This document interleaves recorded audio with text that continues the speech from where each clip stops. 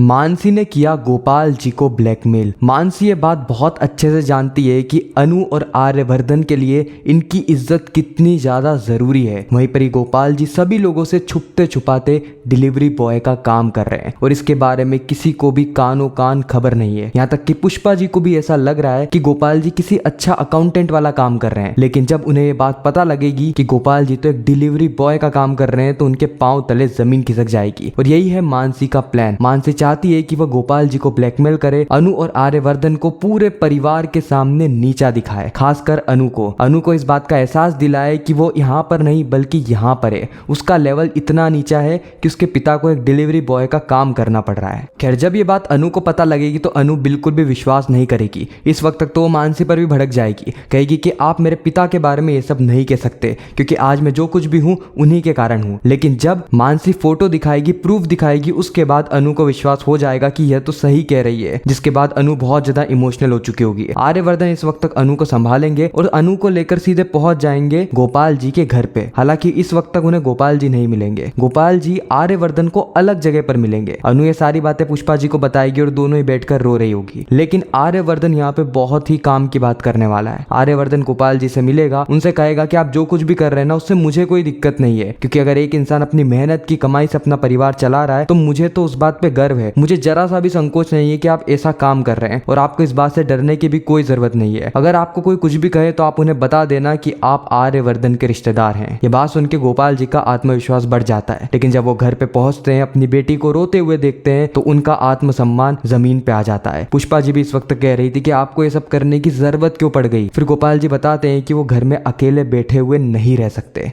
उन्हें कुछ काम करना था और उन्होंने अपने हैसियत के हिसाब से काम करना शुरू कर दिया। हालांकि शुरू में उनको काम इस तरीके का मिला जहाँ पर उन्हें बहुत मेहनत करनी पड़ सकती है, लेकिन वह मेहनत करने से कतराते नहीं है। खैर, इन सारी चीजों में हम देखेंगे कि मीरा कुछ ना कुछ फायदा उठाने वाली है। उसके दिमाग में प्लान चल ही रहा है कि वो कैसे भी करके आर्यवर्धन की जिंदगी में एंट्री ले, उसके बाद आर्यवर्धन के दिल में एंट्री ले। तो उसके लिए उसे अनु को बाहर करना होगा, बट देखते हैं आगे उसकी क्या चाल है। ऐसी अपडेट सबसे पहले पाने के लिए हमारे चैनल को सब्सक्राइब जरूर कीजिए, हमें सपोर्ट जरूर दिखाइए। मैं मिलता हूँ नेक्स्ट वीडियो में, जब तक के लिए गुड बाय।